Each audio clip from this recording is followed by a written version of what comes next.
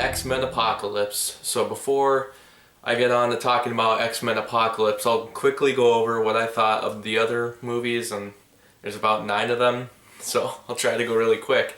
But X-Men 1, really like it, really like X-Men 1. I thought it was a really good starting point. Probably didn't go into the characters as much as I wish it would, but it was a good starting point, great way to start off the franchise. X-Men 2 was even better. I thought X-Men 2 is probably one of the best X-Men movies. It really started diving into everyone's characters, especially Wolverine. That's when Wolverine really shined, and it had a really good villain. Brian Cox as William Stryker. That's one of my favorite villain portrayals, actually, in probably any Marvel film, is just him playing William Stryker. And yeah, I really love that movie. X-Men The Last Stand was just kind of an action movie. I think it was a solid enough kind of cap, I guess, to the trilogy, but like Spider-Man 3, I had a lot of problems, and it was probably it probably didn't do as much as it should have done, especially being what was supposedly going to be the last in the franchise. If you look up the production problems with that movie, it's kind of crazy, the sort of choices they made. Very last second, too, and very last second getting a director. I mean, it was just a number of things that went wrong with that production. But the movie, I don't think, really shows too many side effects of that. I think it's just sort of a boring, action, following the basics kind of movie. X-Men Origins Wolverine, I think, is the worst X-Men movie of all. It's very boring. They ruined Deadpool, which, I mean, is not a character that I know too much about, but once you cut, all you have to do is 10 minutes of reading of what Deadpool is, and you already know they've ruined him just by watching that movie. You don't need to know much about Deadpool to know that they ruined Deadpool. And then the only one who's probably any great in that movie is probably Wolverine, just because, I mean, Hugh Jackman as Wolverine I think is great no matter what movie he's in, so it's kind of hard to say that, I don't know if I'll ever watch that movie again, but I would like to watch it just because it is Hugh Jackman still, so it's got that. But other than that, it's pretty horrible. Then the next one was X-Men First Class. It's been a while since I've seen that, so I can't give a solid review, a quick review of it, but it was all right. I remember liking it a lot. I remember thinking that at the time was probably the best X-Men movie. And it's really good. It's by Matthew Vaughn, and I've loved every movie that he's done, so pretty solid effort. Specifically, between the relationship between Magneto and Charles Xavier probably was the highlight of that movie. And just all the characters were interesting, something the original trilogy didn't do too well, because in the original films, really, there was like Wolverine was the most interesting of all of them. Magneto and Xavier were pretty cool, but, Cyclops, Jean, Storm, never found them interesting. So what First Class fixed then was to make every character more interesting, specifically Charles Xavier, Magneto, Mystique, her origins as Raven was really interesting. There was the Wolverine, which was just a samurai movie. That's all I could really say about it. It was a samurai movie. It was odd. That was the one with like the old guy in the big machine at the end, right? Where he could die or something. I don't really remember that one much. I just remember that it was like a samurai movie. And then X-Men Days of Future Past, I think, is the best X-Men movie of all time. I think that's a perfect X-Men movie. I'm sure other people disagree. It always seems to be either people love First Class or X2, X-Men 2. Everyone says it's either one of those are the best X-Men movies. For me, I think it's Days of Future Past. I think it has first it has all the characters, but the characters who deserve more screen time get more screen time, because there's certain characters that just aren't as interesting, but the other characters who are interesting get tons of screen time. You get to know about them. It moves the plot along. It develops the characters, and it's a time travel movie, and it's got Wolverine, so it's like, to me, that's my perfect X-Men movie. I love that movie. I could watch it all the time. And then there's the Road Cut, which take it or leave it, I guess, because it was interesting, and it was kind of cool to figure out how they got Rogue into the movie originally, and then why they cut her out. And there's a lot of other extra scenes, but I would stay with the original cut. Just, for my money, I think that's better. I think it's more well paced, and I think it's perfect, honestly. I love that movie a lot. And then there's Deadpool, which was okay. I thought it was kind of a gimmicky movie, but it was funny. It was really funny. A lot of good funny lines in it. I didn't think it was as revolutionary as the movie seemed to think it was. Like, oh, we're so much different from other superhero movies. I thought it was a really basic superhero movie. Okay, so that was the whole rundown. So now we're to X-Men Apocalypse. That's, that's the 9th film now? Yeah. This one wasn't very good, which I feel bad because it has the cast that I really like. The cast from First Class that was brought over to Days of Future Past, and now this is sort of the third in that trilogy. Which I really like the cast, and they're still great, but they don't get a lot of screen time. And that's the biggest problem with this movie, is a lot of characters don't get a lot of screen time.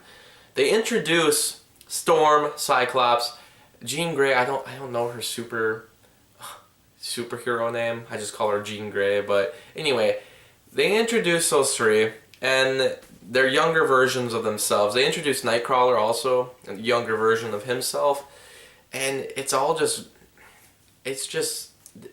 there's not enough screen time for any of them. To begin with, their characters in the original films weren't too interesting. They were always sort of clumped together as one big group of people, which were never developed. And now we have them in this new movie, once again, not really getting developed, just sort of clumped together. But with that, the characters from First Class have basically evolved now to a point where I don't know how much more they can develop. Because with Days of Future Past, all the events of First Class, which First Class was an entire developing kind of movie, a lot of character development, Days of Future Past was a complete response to everything that happened in First Class. And then this one is a response to Days of Future Past, but no one's character gets developed. There's so many characters that there's a lot of cutting between scenes, real quick cutting, and we never get to spend enough time with any of the characters. I think the biggest thing about this movie, which I think I could really point out as a problem, that the other movies really did right, the first two especially, First Class, Days of Future Past did right, that this movie really did wrong, was how they introduced everyone's story arc. Because, for instance, in Days of Future Past, they start out with, it starts off in the future, and then Wolverine goes back in time. Now we'll call that the starting point. He meets Charles Xavier. It was Charles Xavier he met first, with Hank, and then they eventually have to go find I'm confusing the name. Quicksilver. Who's Whiplash? Is there a Whiplash? Is there a character named Whiplash in X-Men? Quicksilver. They go and find Quicksilver. They got to use Quicksilver then to go and find Magneto. But that's how they're introduced. The characters go and find these characters to introduce them. And the only other story that's being parallel to this one is Mystique's storyline, where she goes and saves a bunch of the mutants from getting tested by, Stryker when he was in the 70s, Vietnam War. So, yeah, that's how all the characters are balanced in that movie. And then, there's also the side story about Trask and how he's trying to create Sentinels and all that. But yeah, that's basically 3 storylines going on at once. But they eventually converge really well, and they just introduce each character a lot better because they end up kind of joining the story instead of just like starting as multiple stories, which this movie does. Apocalypse, it starts out one character is Charles, and he's running the school with Hank. Another one is Mystique, and she's going and saving Nightcrawler.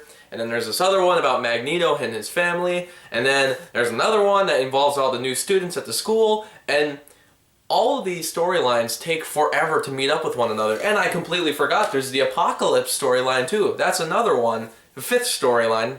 apocalypse involving Rose Byrne's character, which I can't remember her name. I remember she was in First Class, so she's reintroduced in this movie, has her mind wiped, which that's another big problem with this movie, but we'll get to that. So there's 5 storylines though, and they all take forever to actually converge onto one another to create one big story. They all kind of just seem like their own separate things for the longest time. And while the story makes sense, there's so much juggling between the scenes and different storylines that you get really lost. And it's really hard to just focus on the movie because one thing is you're thinking of all the other X-Men movies, you're thinking of continuity the entire time. That's what I'm thinking of. And even though the original movies don't really count anymore because of Days of Future Past, they also somewhat do count. It's mostly The Last Stand that doesn't count. So I'm thinking of all that this whole time while all these scenes are getting juggled, and then there's Apocalypse, which I thought was a really lame villain. I couldn't get into him. Because I'm like, this is gonna be the first mutant baddie who's just straight up evil, who just wants to basically have world domination. That hasn't really happened in the X-Men films yet. It's kind of funny to think that there hasn't been a world domination X-Men film yet, when that's like the most common superhero trope of all time. But yeah, there hasn't been a villain yet who's just straight up tried to take over the world. This one does, but it sucks. Because then he has these 4, he calls them the 4 horsemen of the apocalypse, I guess. Or they refer to it as that. But he always has 4 followers that do all his deeds. One of them ends up being Magneto. And it seems lame because why would this guy need that? Why would he need 4 followers anyway when he's so powerful himself and he could kill them all? And I'm sure there's a reason, but I'm saying that in the movie they don't explain it well at all. It's really rushed over. He's really rushed. Just end of story. The villain kind of sucked in this movie. And then you got Rose Byrne's character, which her mind was wiped, but then she starts helping the X-Men to the point where she gets sucked into this whole situation with all the mutants, and she doesn't question any of it the entire time. She just goes along with it. And by the end of the movie is when she finally finds out that she used to know the mutants. Because her mind was wiped and then she gets her memory back at the very end of the movie. But why wasn't she questioning any of that earlier in the movie? I thought that was just really lame. Just the way they did that, because it kind of just seemed like they forgot she was even in the movie. There's certain scenes where she's just in the background. I'm like, oh, did we just forget she's in the movie? There are so many characters in this movie that you kind of just do forget about characters who were in the movie. Magneto has a family who then gets killed in the really obnoxious way. Like if you watch this movie, you're like, the way that they killed his family off is quite silly, I thought. I mean, it was working for a second, but then it's like the guy, it's hard to explain, but the guy basically accidentally kills his family. And I don't know, I thought it was lame. I thought it was a lame storyline. And Magneto's whole storyline in this movie just felt really underwhelming. And it could have been a lot better, I thought, but I guess you gotta take what you get. There's so many storylines going on. I'm sure they didn't have time to do it properly, do a lot of stuff properly. Then you have, I mean, Jennifer Lawrence is pretty awesome in this movie. I kind of thought she would start sort of giving up like she did in The Hunger Games. She got really lazy by the end. I thought you could tell she didn't really want to be there anymore. In this movie, it does seem like she wants to be there. She actually does a great job, and so does James McAvoy and Michael Fassbender. They all do great. They just don't get screen time, which is annoying. There's just so many characters in this movie. Wolverine does show up. I mean, people have seen the trailer, know he's going to show up now because they spoiled that. But he doesn't get one line. And it makes sense because the part of the movie where they find him in the storyline is the part where he gets captured by Stryker and he's becoming Weapon X and they're doing all the tests on him. So it makes sense why he doesn't get any lines, because he's so tormented and then he gets freed in the end. So, but I thought that was a really lame cameo. I thought of all the cameos he's done in these movies, that's been the lamest one of all. This was just a horrible cameo, which I'm really bothered by what they did here, because X-Men Days of Future Past, basically, it ends with Mystique transforming into Stryker, and capturing Wolverine, basically as a way of saying, oh, so is she going to be able to save him? Is he never going to get into the Weapon X program? Is he never going to run into Stryker?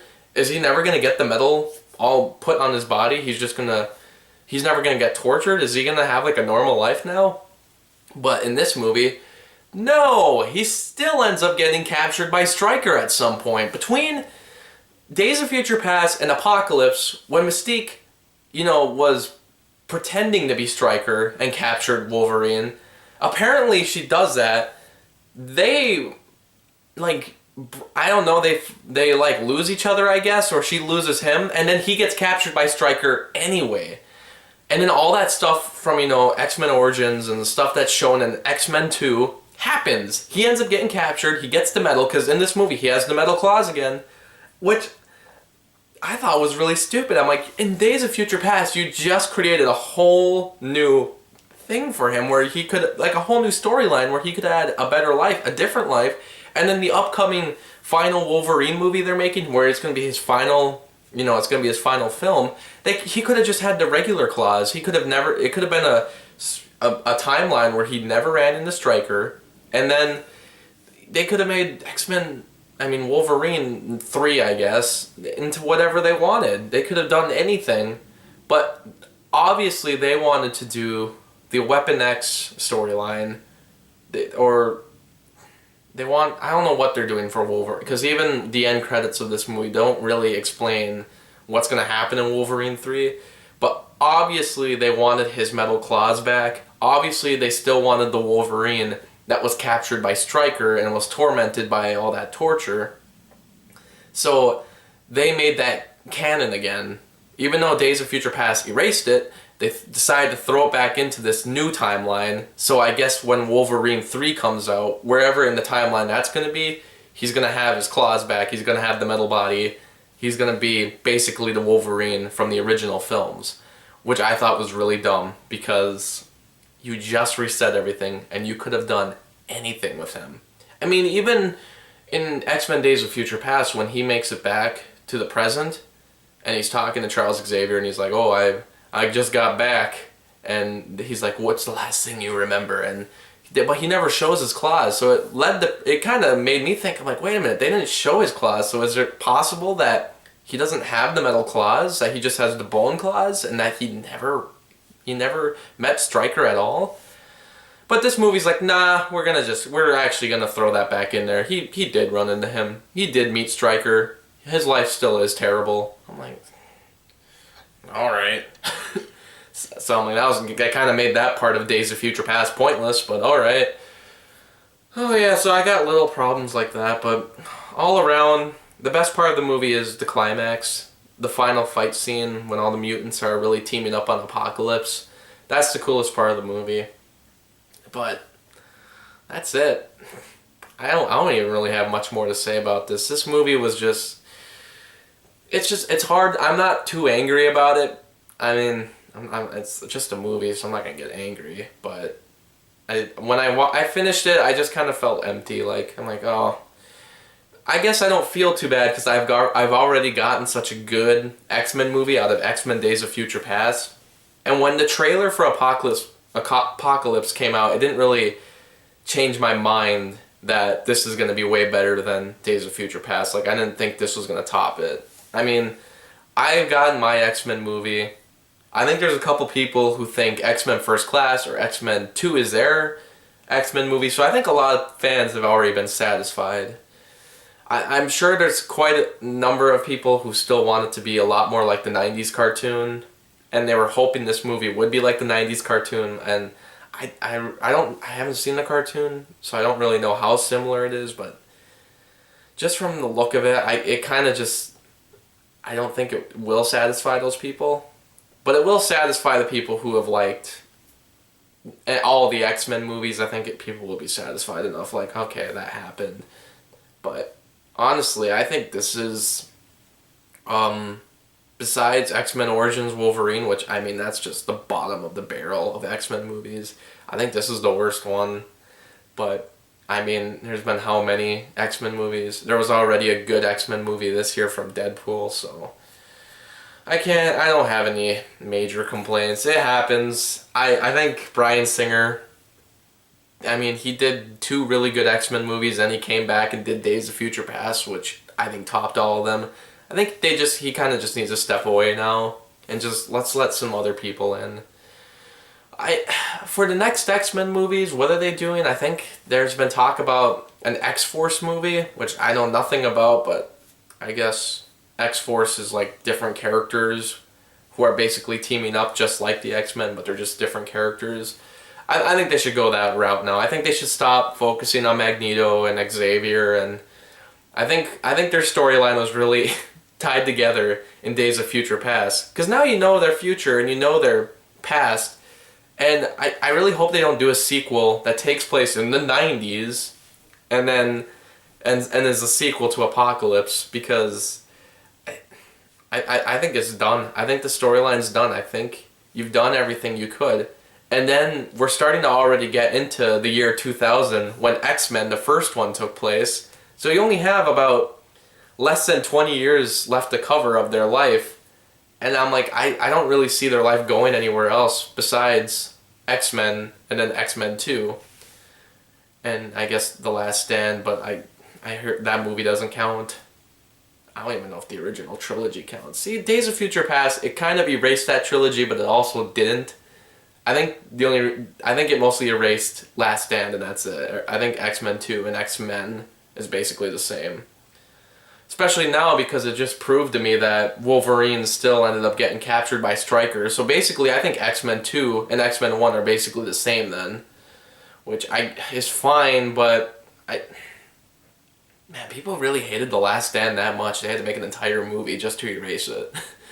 But yeah, X-Men Apocalypse. If you like all the other X-Men movies, I would just go see it just to say you saw it.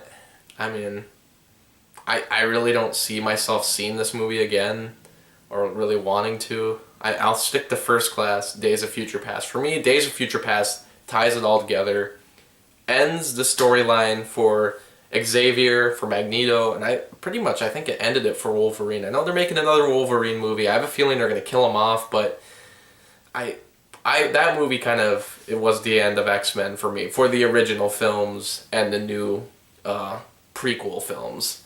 Apocalypse is just kind of there now.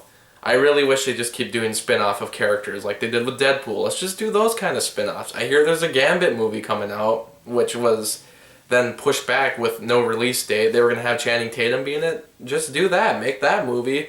Make the X-Force. Make new characters and bring in characters that haven't been made yet. Stop doing the Magneto and Xavier stuff, because we've gotten enough. We're done. And now I'm done with my review. X-Men Apocalypse. There you go.